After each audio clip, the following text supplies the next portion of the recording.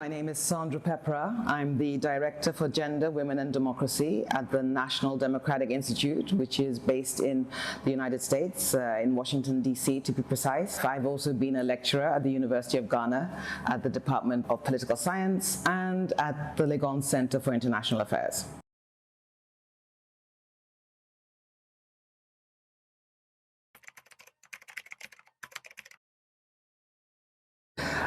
It's interesting, because everybody thinks that life is a smooth path. There's a children's series of books in the United Kingdom. It's something like a series of unfortunate circumstances. And in a way, life is a bit like that. You go through different moments and make different decisions. For me, the key thing is always to have choices. Make sure that you always have the right choices behind you, and that gives you options. But in summary, my parents were Ghanaians. I was raised in the United Kingdom, went to school, university, started work initially in politics in the United Kingdom, got married and moved to Ghana when I became a lecturer at the University of Ghana in the Department of Political Science, fell out of my marriage, went back to the United Kingdom and picked up a career really in the space of international politics and international affairs. And that took me to the Commonwealth Secretariat. I was also for 13 years a civil servant with the British Department for International Development, and then I ended up at the National Democratic Institute in Washington, D.C.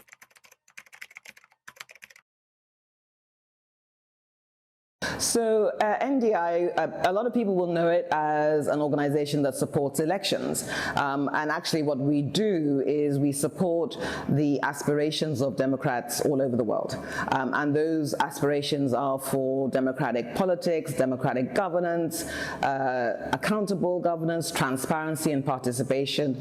And so that's our focus. And we work with probably organizations and individuals, political parties, even in about 60 countries around the world, in every region of the world. My particular role at the Institute is to try and ensure that everything we do is gender informed and gender intentional. And that is a process of continuing organizational change. Nobody gets it right one time. It's a constant process of working with folks to ensure that they are understanding of the gender dynamics in all the work that we do. It's not just Africa, around the world. At the current level of women heads of state and so forth, it'll take 130 years to get to gender equality. At the current level of women members of parliament around the world, it'll take something like 70 years to get to gender equality. Africa is at about 26%, which is right on the global average of numbers of women in parliaments. But I think we've only had one formally elected woman head of state. That's Ellen Johnson Sirleaf. Now this year, I think we may get a second in the context of the president of Tanzania. Now she took over because she was vice president when the former president died. So this will be her first time to be elected in her own right. So it's hit and miss. There are patches of progress. Some places will talk about the fact that Rwanda has 65% of its parliament is women. Yes, but you have to also look at the political context in Rwanda. What are they able to do? How much influence do they have? So political participation is not just about the numerical representation. It's about what women are able to do with that numerical representation.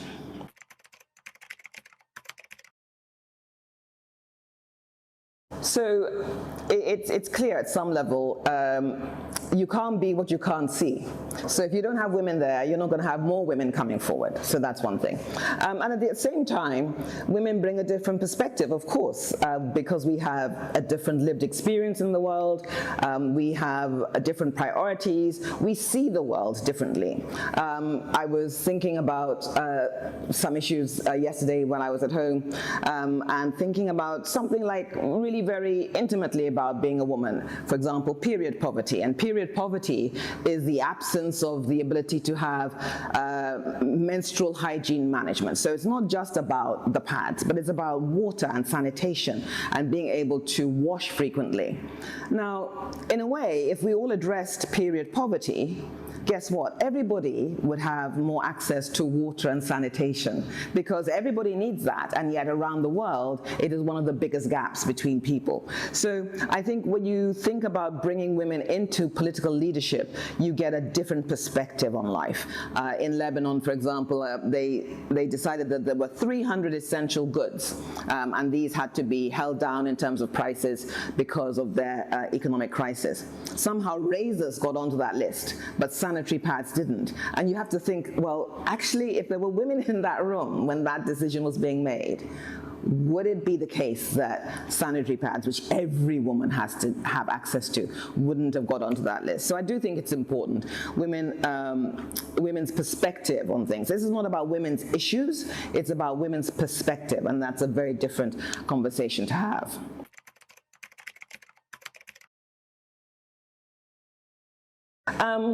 So at NDI, what we do is we look at three particular aspects for women's political participation. So first of all, you've got to train women. You've got to make sure that they understand the politics, that they understand the mechanisms, they understand their entry points, what are their rights. So that's one level. So we look at the individual level. And the next level we look at are the institutions. Are political parties supportive of women? Political parties are the gatekeepers to political power. So if your parties are not supportive of women's participation, it's going to be very difficult for them to come through.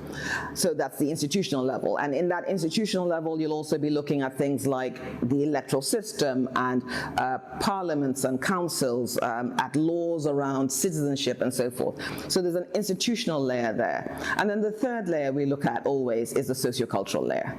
And the sociocultural layer is where we all live. And so I always say, people always say, oh, well, women don't vote for themselves, but women are raised in the same patriarchal structures as everybody else. Why would a woman see the world differently? Because what she's told constantly is that she is not equal and that she should follow what men do. This is the case and the point. I'm not one of those people who is, saying, men shouldn't be in politics. All I'm saying is that there are just too many of them and they have to move over because they are taking up too much space.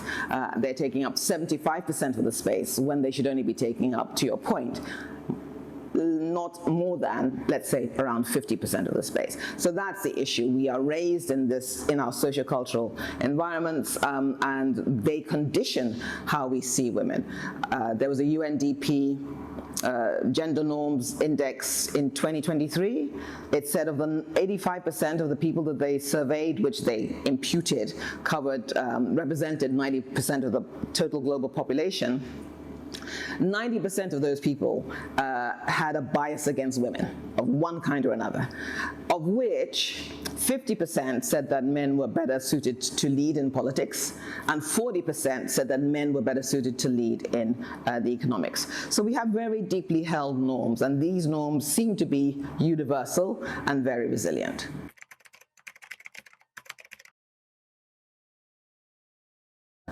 Well, we have to change these norms. I mean, these are key. I think we have to think very hard about some of the things we say almost without thinking. I usually make colleagues, when I'm talking about this, laugh. In Ghana here, we have a saying, don't we? When somebody asks, what they're asking is, what is the sex of your child when it's born? But actually, the literal translation is, did you have a girl or a human being? And in other places around the world, they have similar things. I was in North Macedonia a few months ago, and they have another one which said, did you have a girl or a child? I mean, what is that saying? So a girl is not a child, or girl is not a human being. So these sociocultural norms are very, very deeply held. And we have to do things to change those norms.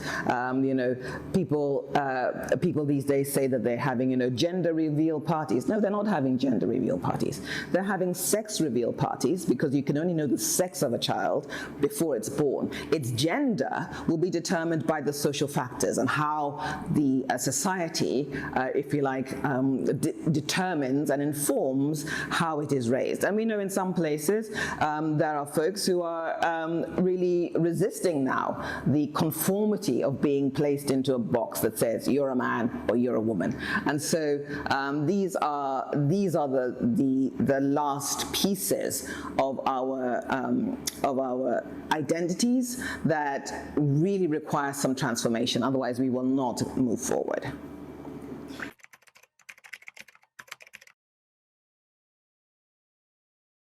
So let's just start. Gender-based violence is the first pandemic. It has existed since the start of time, and it is a scourge on the world. Everywhere in the world, we have unacceptable levels of gender-based violence, number one, and then we don't have the institutions and the processes and the policies to address those.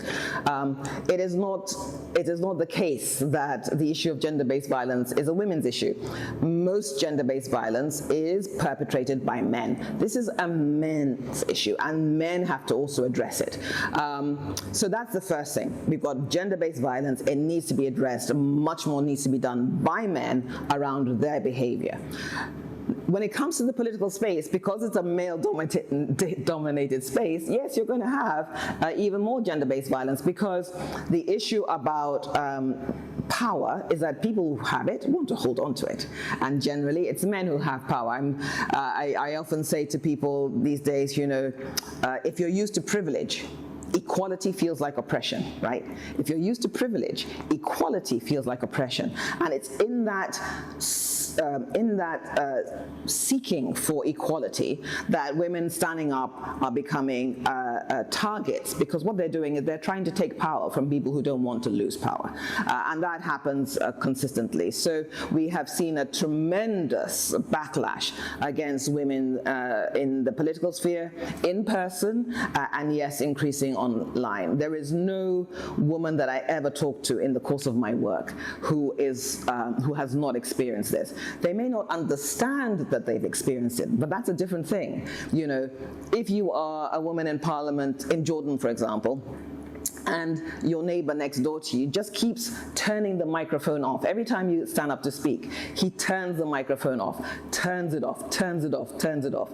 That is microaggression. That's a violence. Now, what she thinks is, oh, well, you know, this is what men do. But actually, what she should be saying is, I should not have to be facing such levels of microaggression because I have been elected to do a job. That aggression is not just against her, it's actually against her constituents, because he is denying her constituents the voice that they have elected to parliament as well. So we have to think about this in broader terms. So violence against women in politics is first and foremost a human rights abuse. Secondly, it's an abuse of the woman's civil and political rights, both of which are universal rights. All of us in the United Nations have signed up to them. And thirdly, it has an impact on the quality of democracy.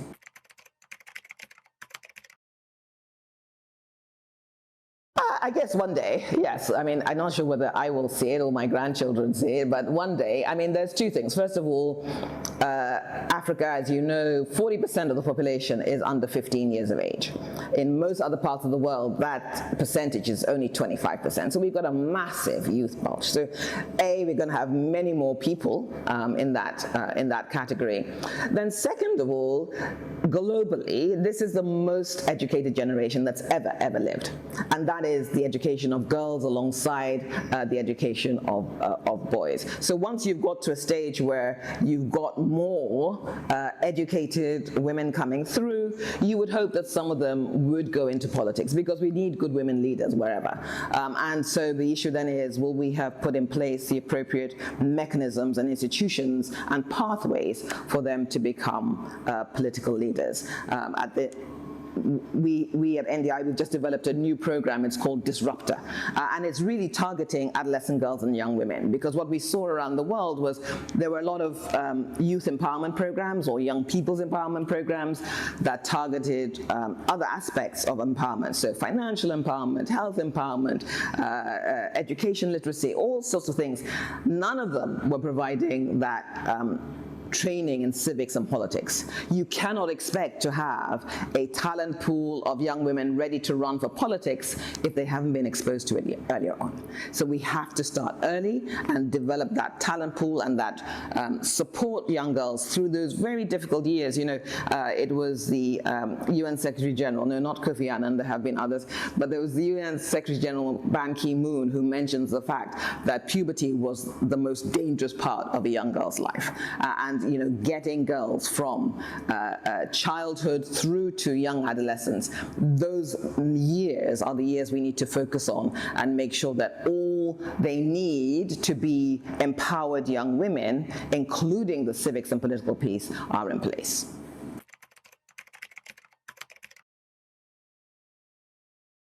Well, it's interesting. It's that sort of, again, classic thing. Every woman's achievement belongs to all of us, but every woman's wrong step only is about women, right? So, like, there are men, corrupt politicians walking the world all the time, everywhere, and really nobody says, well, why should we vote for men? Because they're corrupt. But one woman. So it suddenly becomes, oh, she's corrupt, therefore all women must be corrupt. I mean, it's double standards. We don't have to play into that. We don't have to buy into that. So I think for us, what the work we do is we try and ensure that there's integrity in politics, but there are political dynamics that make it all very difficult for everybody to have any integrity. So, for example, the winner takes all thing, so you become the government, and it's only your people that inhabit all the political appointments. It's only your people that are diplomatic. It's only your people who get contracts.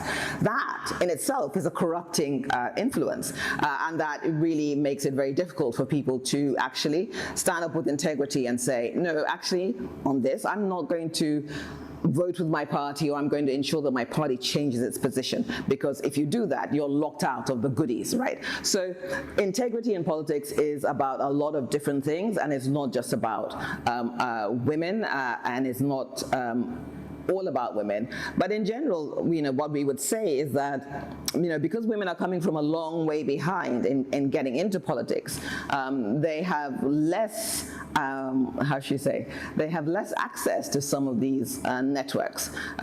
Both the networks and the sponsorship that's going to actually make them effective and help them to become effective and strong and sustainable political players.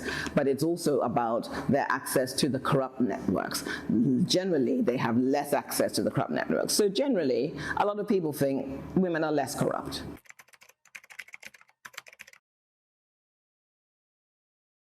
When I'm talking to young women particularly, I'm very practical, be prepared. When you're doing something, be prepared, have worked it out, be professional in your presentations, be ready for the moment when you need to say something, and make sure that when you do, you've got it down pat. You're not wittering and you're not being defensive and deferential. Make sure that what you have to say is impactful.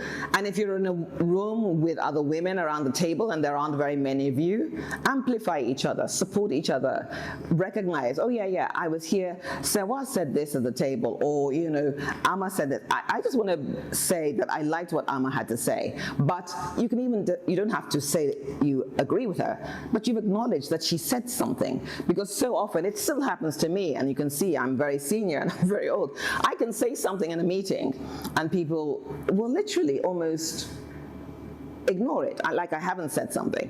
And a man will say exactly the same thing, and it's the most amazing thing that's been said the whole day, and we're all applauding. I'm thinking, like, but I said that, seriously. So I think there are those things that we have to do for each other as well, and building that solidarity, because I do believe, there is I think it's a Portuguese saying, isn't it? It's like, it says, a luta continua, which says, the war continues. But the second half people forget is victoire est certain, which is victory is certain. So a luta continuum, victoire est certain.